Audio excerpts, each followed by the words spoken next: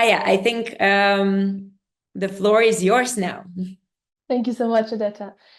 I grew up in a small town in Poland. The town was about 15,000 inhabitants, and from a young age, I was quite independent. I always wanted to learn more about the world, and I yearned to be part of a community that shared these values and the outlook on the world with me. In primary school, I was quite active when it comes to school life, putting my hand up to be part of, class committees, be speaker at the end of school events, and so forth. But what I didn't know then, but what I know now, I was expanding my comfort zone. However, looking back, I know that my hand was often one of the few ones being raised in class when such opportunities came about. My peers, and especially girls, tended to be more quiet. And initially, the main opportunities that I could get involved with were more related to the academics. And as developmental and insightful they were, they didn't quite equip me with these essential skills I know I need and am using now in my current life, such as networking, communicating my ideas effectively, public speaking, or digital literacy. Fast forward a few years, I moved to a larger city to continue my education in a bilingual environment where my bubble burst. I was exposed to more open-mindedness and opportunities through youth projects and social campaigns led by the students themselves. And this ignited my desire to engage in more socially impactful projects. And around the same time, on the other side of the globe, another young Polish girl shared my passion for making a difference. That girl was Zofia Kierner, the founder and CEO of Girls Future Ready Foundation. And she began her activism journey when she was just 9 years old. At the age of 6, she moved from a small city in Poland to a completely new country, Finland, with her family. And not knowing any English, Zofia struggled to communicate with her peers at a school where English was the primary language of communication. But as resilient as Zofia was and is now, these challenges lit up the first bubble, the first light bulb in her journey of creating social impact. It made her realize just how important language is in connecting with others. And one summer, while she came back to Poland while she was studying in a Polish school, she realized that her peers in Poland lacked the confidence and the resources to learn English, that the resources that she experienced while living abroad.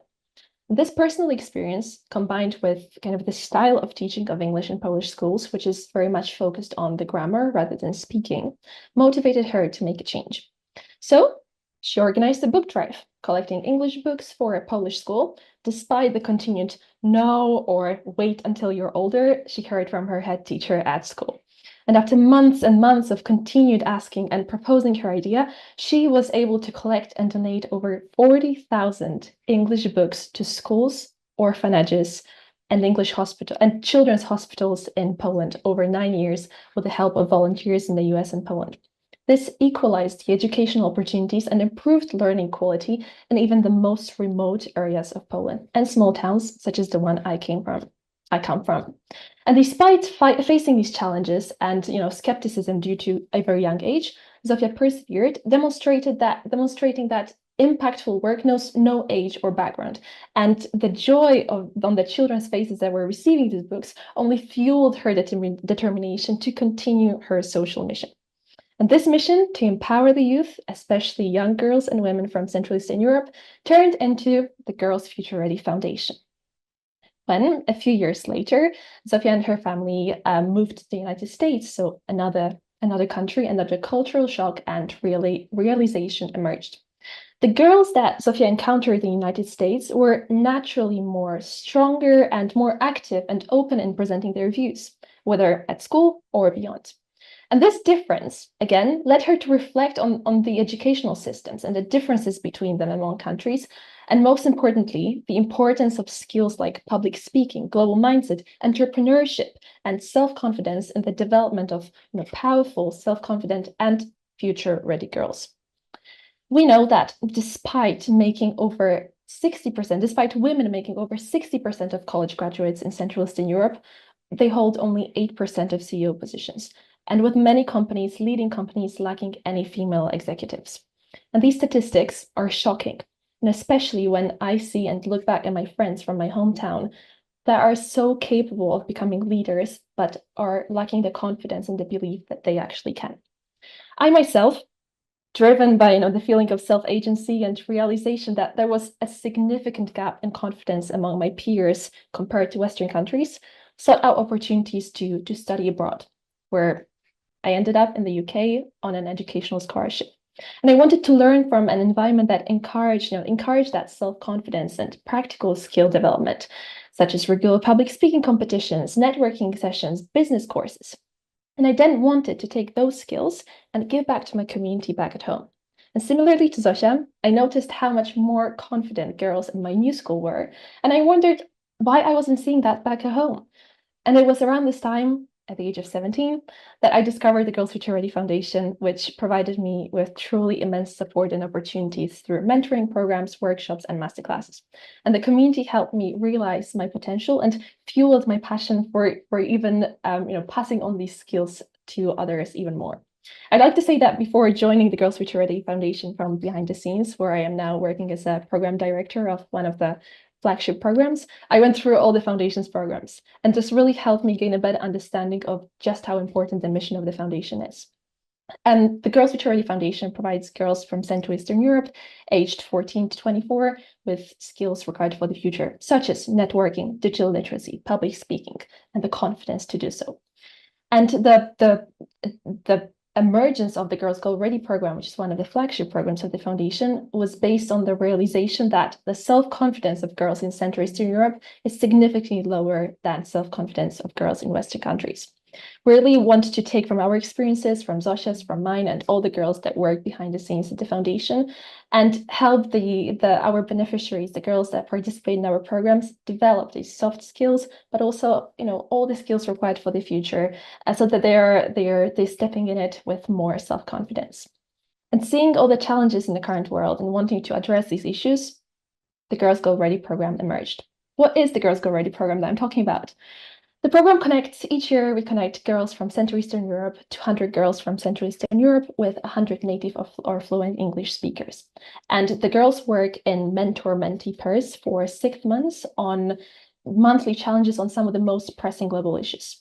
We unite the girls from two sides of the world to open their eyes to the connectivity of tech, global mindset, and English skills. We partner with an organization called Master Match, which uses an AI-driven tool to match the girls into teams based on various criteria, such as their age, interests, English language speaking skills, and more. And this way, the girls form lifelong friendships from the very, very first meeting. Each of the monthly challenges equips girls in new skills. For instance, during one of the challenges, the girls researched the topic of universal human rights and their connection to sustainable consumption. Then they were able to present those ideas and their projects during international meetings and workshops and facilitate those workshops themselves. Again, in one of the other challenges, the girls recorded podcasts about access to education worldwide that discussed topics such as distribution of educational resources and differences in education system. And some teams not only recorded the podcast once, they went on to record episodes every month for 6 months, and they're still going strong. And I think what's most important for me is they themselves told us, I've always wanted to host a podcast, but I didn't know where to start, how to formulate my thoughts. I have important words to share, but I didn't know how to do it, who to record it with. So thank you. Thanks to Girls Go Ready, I was finally able to make my dream come true and gain the confidence to pursue my goal. And it's these stories that keep us going. Another challenge focused on celebrating women in business, and the girls created their own business plans and startup ideas, and now are working actively towards implementing those ideas into reality and opening their startups in the future. The Girls Future Ready Foundation itself has supported over 80,000 girls worldwide so far, and the Girls Go Ready program over 1,200 girls worldwide who spent over 8,000 hours of English conversation free of charge, completely to build that confidence and that global mindset that they require for the future in the current world. So the foundation has made as well, coming from a small town from Central Eastern Europe, and on many girls. But being part of the WSA network as well and being recognized as the European Young Innovator Champions last year in Graz in Austria has been a crucial part of our journey. The connections that we established during the event and within the network invited more mentors from around the world to join our program, and at the same time helped us scale our initiative to other countries in Central Eastern Europe, such as the Czech Republic, Hungary, or Ukraine. However, as you all know, social impact, foundations, and working as a nonprofit don't come without its challenges, such as financial challenges or scaling our work even more, especially among the youth in the United States. So the other part of the world has shown to be a challenge. But I wanted to end on a very positive note to share some tips that I learned along the way with you, either from the WCA community or from our program community as a whole. First one, definitely communicate with your beneficiaries. They know your programs inside out. They've been a part of them for such a long time, and they can often provide one of the most beneficial, critical, constructive criticism for you. Again, another tip is wake up and keep going. Sometimes you may be the person who believes in your initiative the most, who's the most passionate about it, and you truly know that you're making an impact. And through that, resilience, perseverance, and the right people that will come along the way and help you scale your impact. Despite all the voices that want to bring you down, you will manage to create and scale that impact even more and help more people gain that self-confidence, public speaking skills, networking skills, and more. And last but definitely not least, my ask to all of you, the ask from our foundation. When you hear a young person say, I want to create my own initiative, I want to facilitate my workshop, I want to set my own business, listen. Don't judge and don't clip their wings by saying it's too early or you're too young. Perhaps they already have an idea in mind, a brilliant one that will completely revolutionize how we perceive the world. You never know. Sit down and help them to create a business plan, and one made with colored pencils will particularly stand out.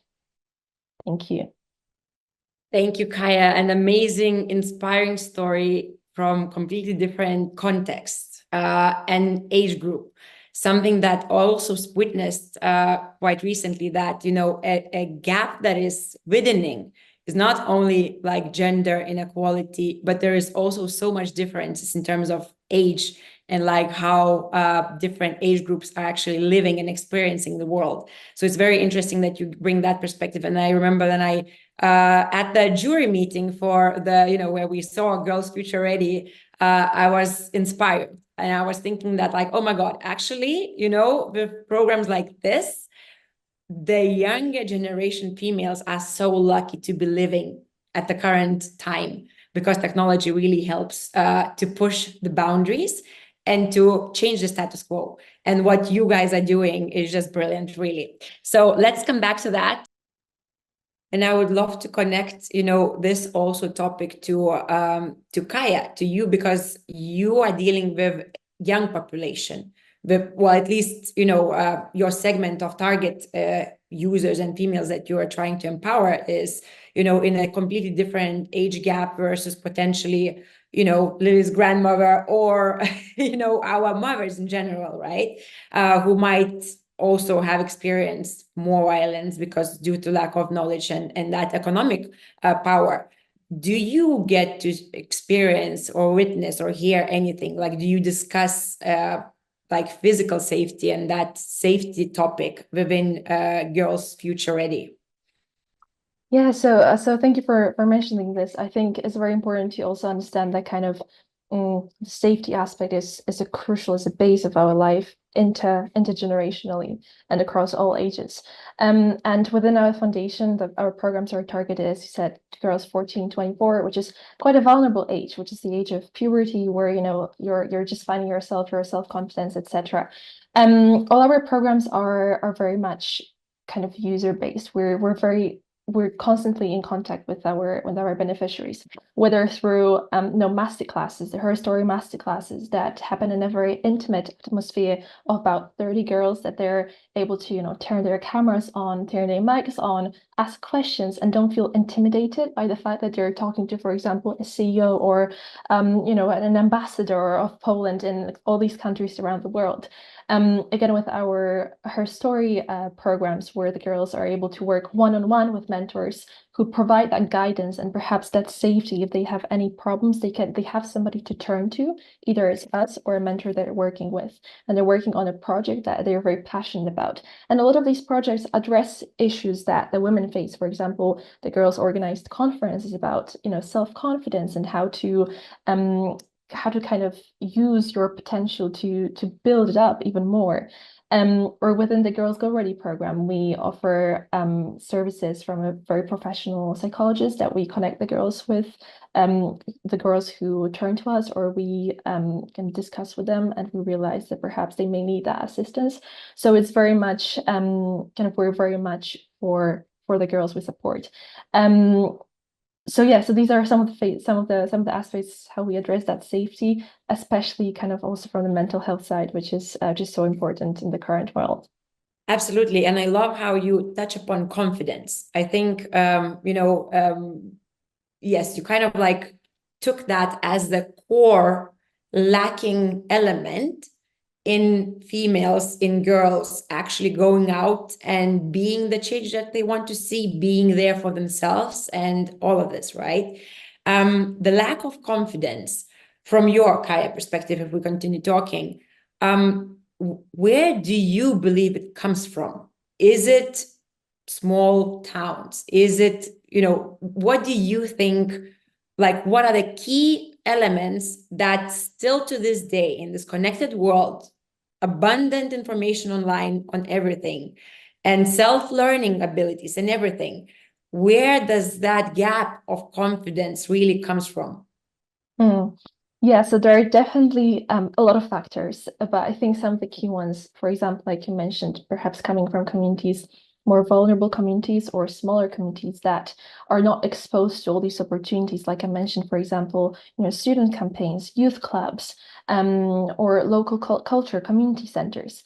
Communities where girls feel like they are only restricted to a particular set of chores or tasks or jobs that they can then specialize in future. That restricts that kind of open-mindedness. There's much more to the world than that small bubble that I also mentioned, that kind of moving to a bigger city, I got out of, in a sense. The next one is definitely the kind of traditional view or the stigma in society, where girls are usually asked to be a bit more quiet, or to behave, or to sit with their legs very much straight when they're out on public transport, etc. So it's all these intergenerational and this generational kind of sayings and that build up with each generation and with all the girls, and are passed on. And I think it's important to break that cycle and kind of break that status quo that you mentioned at the beginning. So definitely coming from smaller communities, stigma, and also stigma in general around the area, for example, Central Eastern Europe.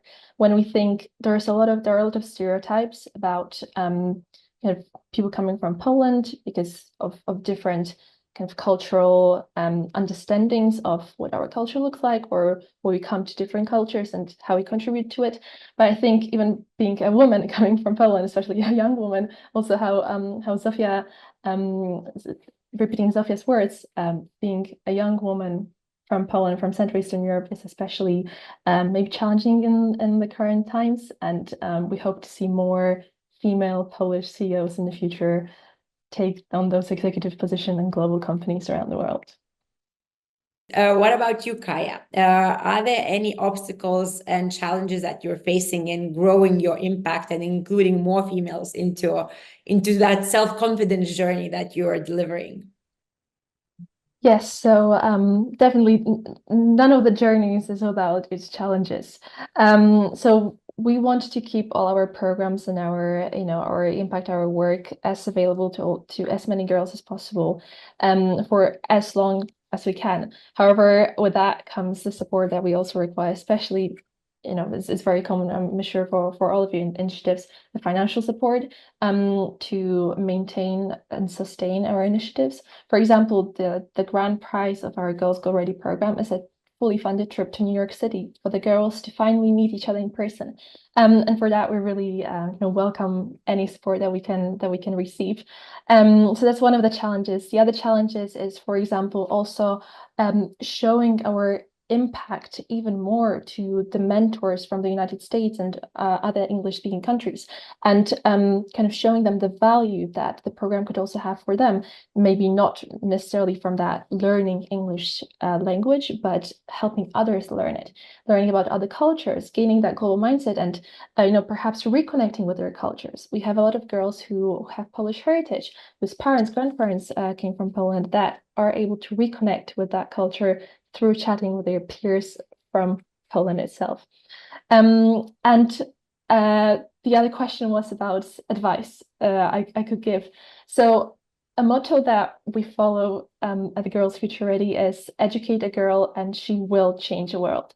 And I think my advice to all of us listening here and all of women, let's also help educate each other. So for example, the work that Lida is doing, Trinidad, Iodeta, and all the other female change makers, we can use that work to educate each other, and together we will change the world. We are changing the world.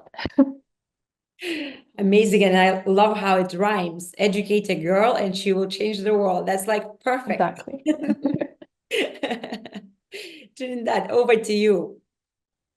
Thank you. I'm going to try to wrap it up because I see that we are near the time.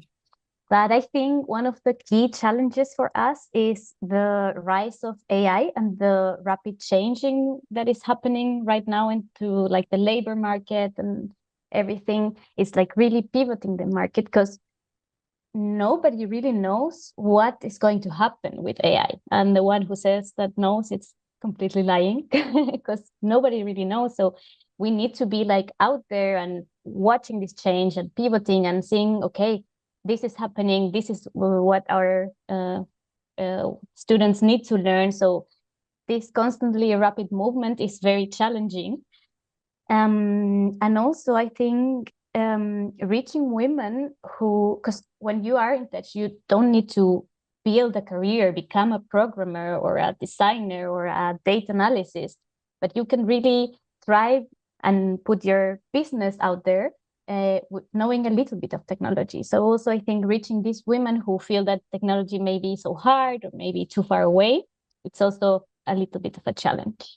And what I wish, or what I advise, I am very prone to communities.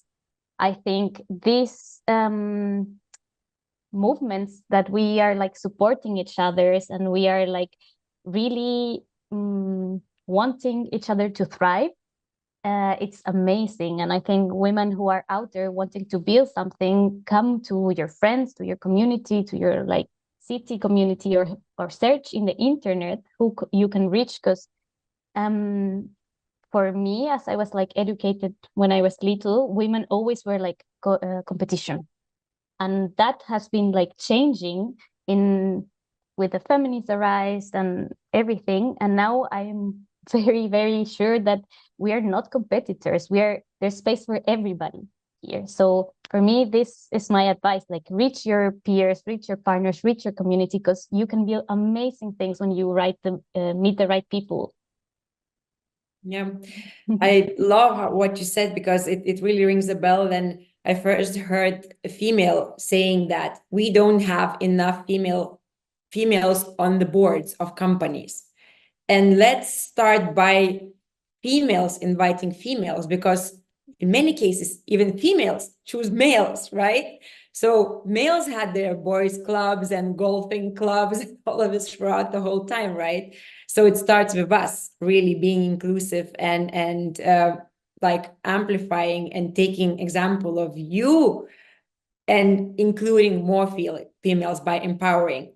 But it is also such a good wrap up in the sense that technology, we are all using technology, and we are all confident and trusting ourselves and potentially thriving.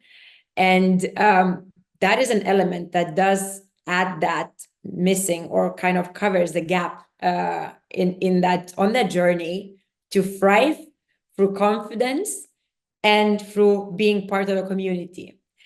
Thank you so much for being here today. I wish that we had another hour to actually talk and discuss and really have that female circle. Hopefully, I really hope that you also found value of being here together and that you potentially will connect and find ways how to amplify each other's efforts. And I really, really hope that I will see you at the WSA events, either virtually or hopefully physically, very soon somewhere around the world. Thank you a lot and best of luck for doing what you're doing and amplifying your work further. Thank you. Thank Thank you. you.